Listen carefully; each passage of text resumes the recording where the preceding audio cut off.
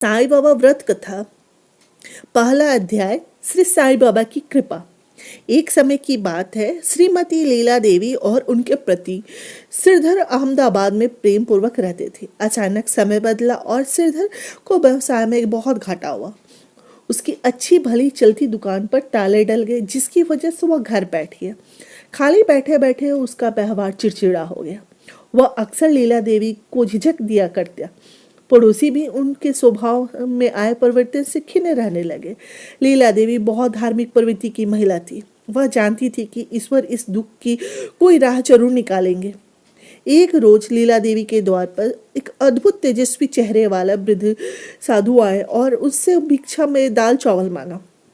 लीला देवी ने तुरंत हाथ धोकर महाराज को दाल चावल दिए और उन्हें नमस्कार किया। महाराज ने खुश होकर उन्हें आशीर्वाद दिया।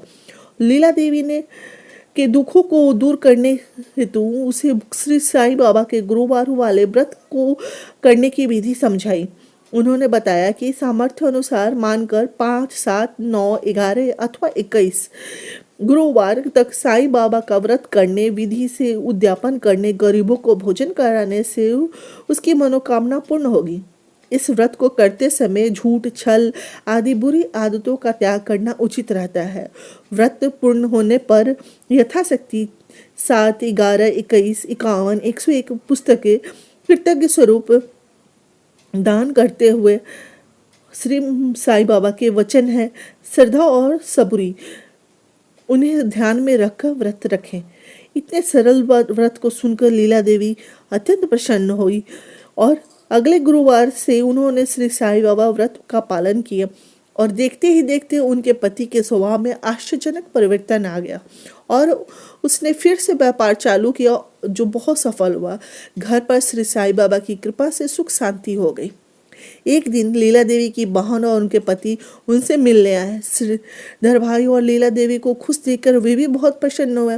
लीला देवी की बहन ने उससे पूछा कि यह चमत्कार कैसे हुआ।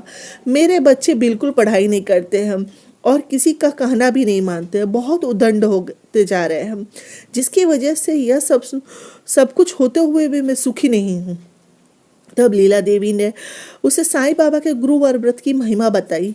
इस व्रत की महिमा सुनकर लीला देवी की बहन बहुत प्रसन्न हुई और उनसे पूर्ण मनोयोग से, श्रद्धा और विश्वास से 9 गुरुवार का यह व्रत किया और जिसका परिणाम यह हुआ कि उसके बच्चे मन लगाकर पढ़ते और हमेशा कक्षा में अव्वल आते और साथ ही साथ घर के छोटे मोटे काम में भी उसका हाथ बटाते। वह सभी लोगों को इस महान व्रत का प्रभाव बताने लगी और स्वयं भी इस व्रत का पालन करती रही। श्री साईं बाबा ने जैसी कृपा उन पे की, वैसी सभी पर करे। जो पढ़े और सुने उसके भी सभी मनोरथ सिद्ध हो जाए। ऐसी है श्री साईं बाबा व्रत की महिमा।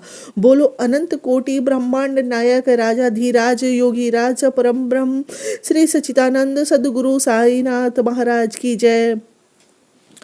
अध्याय दूसरा। व्यवसाय में सफलता।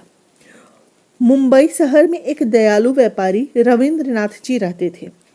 शहर में उनकी कपड़ों की 4 मिलें थी, सभी प्रकार से सुख संपत्ति थी। अचानक एक एक कर सभी मिलों में मजदूरों ने हड़ताल कर दी। सेठ जी का मन बहुत द्रवित हुआ। मामला गंभीर था और नेताओं के दबाव की वजह से मिलें शुरू होने के आसार नहीं लग रहे थे। ऐसे समय में सेठ जी के एक दूर के रिश्तेदार का उनसे मिलना आना हुआ। बातों बातों में सेठ जी ने उसे अपनी समस्या बताई। उस रिश्तेदार ने निश्चिततापूर्वक कहा कि घबराने की कोई बात नहीं है, सब कुछ ठीक हो जाएगा। उसने सेठ जी को गुरुवार वाला श्री साईं बाबा व्रत करने को कहा। उसने कहा कि आप और सेठानी दोनों एक एक करके यह व्रत रखें, बाबा की कृपा से सब मंगल होगा। सेठ सेठानी ने विधि पूर्वक गुरुवार का व्रत आरंभ किया और व्रत आरंभ करने के 2 सप्ताह के भीतर ही सभी मिले पुनः चालू हो गई। साईं बाबा की कृपा से कर्ज में डूबे रविंद्रनाथ जी को 1 वर्ष में ही पर्याप्त लाभ हो गया। परिवार में सुख शांति मिली। इसका सारा श्रेय सेठ जी ने श्री साईं बाबा व्रत को दिया। ऐसी ही श्री साईं बाबा व्रत की महिमा। अनंत कोटि ब्रह्मांड नायक राजाधिराज योगी राज परम ब्रह्म श्री सच्चिदानंद सद्गुरु साईनाथ महाराज की जय। अध्याय 3। कन्या का विवाह संपन्न हुआ। कुसुम बहन की बेटी सुनीता वैसे तो बहुत गुणवान थी, परंतु श्याम वर्ण थी। ऊपर से कुसुम बहन के पति की आर्थिक स्थिति भी साधारण थी। बड़ा दहेज दे सकने की उनकी हैसियत नहीं थी। सुनीता की उम्र विवाह योग्य हो गई थी, पर शादी उसकी हो नहीं पा रही थी। धीरे धीरे उसकी आयु में माता पिता की चिंता भी बढ़ने लगी। सुनीता खाना पकाने, सिलाई कढ़ाई और सभी कार्यों में बहुत कुशल थी। ग्रेजुएट भी थी, स्वभाव से भी वो समझदार और हंसमुख थी, पर फिर भी उसे योग्य वर नहीं मिल पा रहा था। एक दिन सुनीता अपने पड़ोस में सहेली तुलसी के यहाँ गई तो देखा तुलसी एक पुस्तक पढ़ रही है। सुनीता ने पूछा, तुलसी क्या पढ़ रही हो? तब सुनीता ने तुलसी ने कहा कि यह श्री साईं बाबा व्रत की किताब है। हमारी बुआ के यहाँ आज इस व्रत का उद्यापन था, जहाँ सभी को एक एक किताब बांटी गई। जब सुनीता ने किताब हाथ में ली और पृष्ठ पढ़े तो साईं बाबा की कृपा से उसके मन में भी व्रत रखने की इच्छा जागृत हुई। वह पुस्तक तुलसी से लेकर घर आ गई। गुरुवार को सुबह 21 गुरुवार तक व्रत रखने की मन्नत मांगकर सुनीता ने साईं बाबा व्रत करने का संकल्प लिया। विधि पूर्वक व्रत शुरू किया और आश्चर्य, उसी रात उनके मामा जी एक अच्छे घर में के पढ़े लिखे संस्कारवान कंप्यूटर इंजीनियर लड़के का रिश्ता लेकर आए। सुनीता की मामी और लड़की की माँ बचपन की सहेली थी और सुनीता की मामी ने लड़के से बोला सीधी बात कर ली थी। सुनीता के बारे में सुनकर लड़का बहुत उत्साहित था। उससे सुनीता जैसी ही पत्नी की तलाश थी, जो पढ़ी लिखी और गुणी हो और उसके साथ कदम से कदम मिला के चले। सुनीता यह सब जानकर बहुत खुश हुई। एक ही माह के भीतर सादगीपूर्ण समारोह से सुनीता का विवाह संपन्न हो गया। ऐसी है श्री साईं बाबा व्रत की महिमा। ऐसी है श्री साईं व्रत की महिमा। अनंत कोटि ब्रह्मांड नायक राजाधिराज योगीराज पर ब्रह्म श्री सच्चिदानंद सदगुरु साईनाथ महाराज की जय।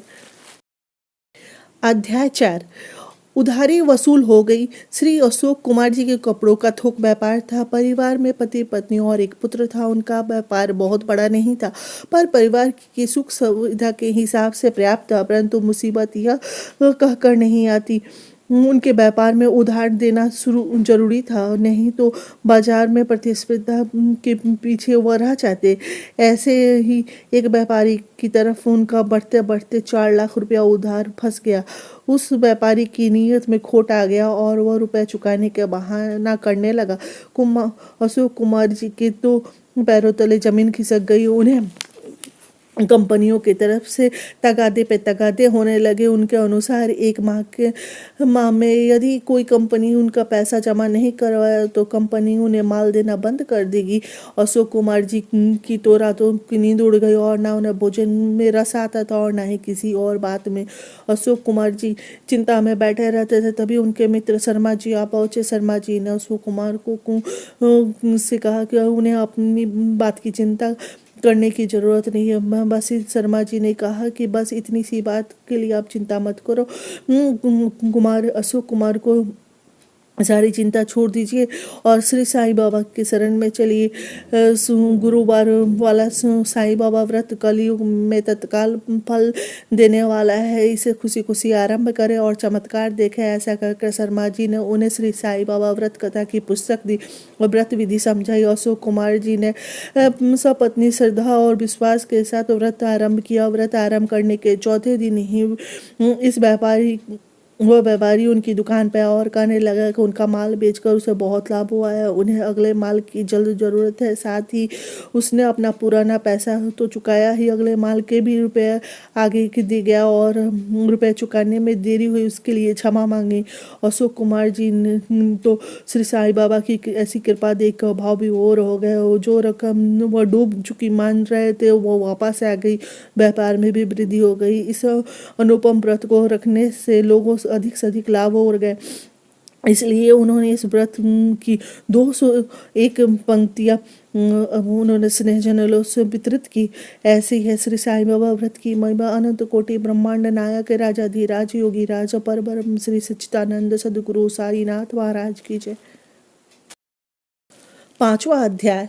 औलाद का सुख। श्री दीपक और चंचल के विवाह को 17 साल हो गए थे, परंतु उनको संतान का सुख प्राप्त नहीं हुआ, जिसकी वजह से घर में सब कुछ होने के पर भी खालीपन सा रहता था। वृद्ध सास ससुर भी घर में यूं नन्ही किलकारियाँ सुनने को तरस गए थे। कई डॉक्टर नीम हकीमों को दिखाने के बाद भी वो औलाद का मुंह देखने को तरस गए थे। तभी एक दिन दीपक के ऑफिस में उसी मुंबई से ट्रांसफ़र होकर आए रमेश जी ने सभी को लड्डू बांटे। दीपक ने पूछने पर उन्होंने बताया कि श्री साईं बाबा व्रत की कृपा से उन्हें शादी के 8 साल बाद उन्हें पुत्र की प्राप्ति हुई है। दीपक द्वारा पूछना पर उन्होंने उसे पूरी व्रत विधि समझाई और अगले दिन यमुना पुस्तक भंडार मथुरा द्वारा प्रकाशित श्री साईं बाबा व्रत की पुस्तक लाकर दी। चंचल ने पूरे विश्वास और श्रद्धा से 11 गुरुवार का व्रत किया और श्री साईं बाबा की कृपा से उसे शीघ्र ही गर्भवती हुई और एक सुंदर से स्वस्थ पुत्र को जन्म दिया। अपने कुल दीपक को देखकर पूरा परिवार प्रसन्न हो गया। ऐसी है श्री साईं बाबा व्रत की महिमा। अनंत कोटि ब्रह्मांड महानायक राजाधिराज योगीराज पर ब्रह्म श्री सच्चिदानंद सद्गुरु साईनाथ महाराज की जय। छठा अध्याय, अध्ययन में सफलता।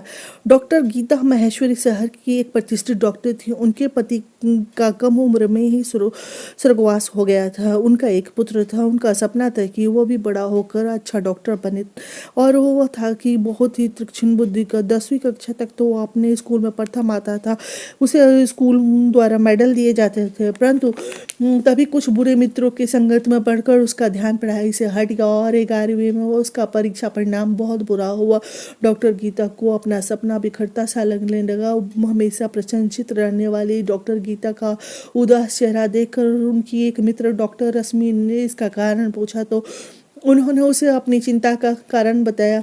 डॉक्टर रश्मि ने उन्हें कहा कि दिल छोटा मत करो, श्री साईं बाबा की कृपा से तुम्हारा सपना अवश्य पूरा होगा। तुम विश्वासपूर्वक श्री साईं बाबा का अद्भुत गुरुवार वाला व्रत करो। डॉक्टर रश्मि द्वारा व्रत की विधि को समझाकर डॉक्टर गीता ने उसी सप्ताह से श्री साईं बाबा व्रत का पालन शुरू किया और माने गए गुरुवार व्रत को करके आखिरी गुरुवार को उद्यापन कर गरीबों में भोजन कराया और स्वजनों को 101 पुस्तक बांटी। श्री साईं बाबा व्रत कथा की वितरित की और साईं बाबा की ऐसी कृपा हुई कि उनकी बेटी को सुमति आई और उसने अपने बुरे मित्रों के संगत को छोड़ जी जान से पढ़ाई में जुट गया और उस वर्ष ही PMT परीक्षा में पूरे प्रदेश में अच्छे नंबर लाकर प्रथम स्थान से चयनित हुआ और सबसे अच्छे कॉलेज में प्रवेश मिला।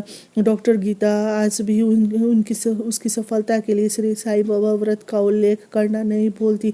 ऐसी है श्री साईं बाबा व्रत की महिमा। अनंत कोटि ब्रह्मांड नायक राजाधिराज योगीराज पर ब्रह्म श्री सच्चिदानंद सद्गुरु साईनाथ महाराज की जय।